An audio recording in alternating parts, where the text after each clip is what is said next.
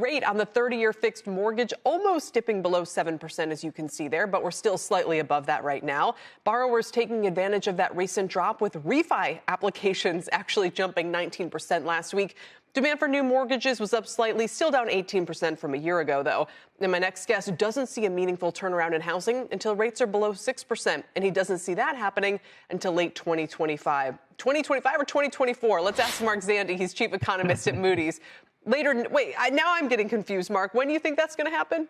Yeah, no, did I say, was that a typo, 2025? No, I think 2024. By year end, this time next year, I expect fixed mortgage rates to be around 6%. Okay. I mean, that's really not much, because I guess around 6% number is different than it being 6.99. Indeed. I mean, if you kind of have a pulse on the market, every time mortgage rates rise north of 7, the market just goes ice cold. It's completely unaffordable. People stop transacting. Home sales just fall. Get around 6, it feels like life comes back into the market. And Kelly, longer run, abstracting from the vagaries of the ups and downs and everything else in the business cycle, I think people should get used to fixed mortgage rates somewhere 5.5%, 6%. So that's kind of where I think we should expect them long run. The new normal? Well, I guess going back to the future, maybe that's kind of sort of where we were. What was abnormal was the long period after the financial crisis when interest rates were just depressed. Now we're getting back to something that's more consistent with a healthy economy. And I think, 10-year treasury yield around 4, and that would put the 30-year fixed at 5.5 to 6, something like that. Let me ask you something, and this is quickly turning into my chart obsession of the day. We're going to put up the 5-year inflation break-evens again. 208 is the reading there, and I'm looking back at the history throughout the 2010s when mortgage rates were incredibly low. 208 is kind of where we were for that period as well. So based on what the market's telling us, why shouldn't we expect rates to go back towards what prevailed last decade instead of staying at much higher levels? Well, that gets to real yields, term premiums. I do think we're in a very different world.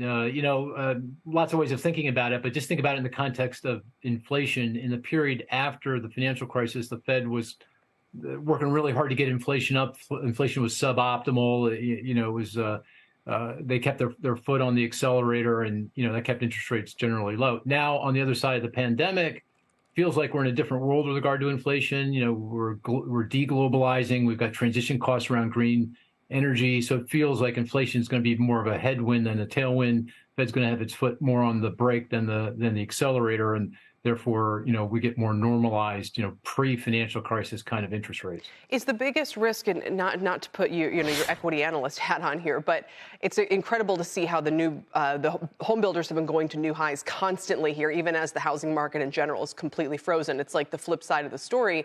If we get a normalization in housing, is that the biggest headwind for the home builders? Anything that releases inventory back on the market, gets things back to normal, does that ironically hurt the hottest segment of that market right now? Not for a while. I mean, I think they've got a nice demographic tailwind. I mean, they've got a couple things going. One is there's a very severe shortage of homes, particularly at lower price points, affordable housing.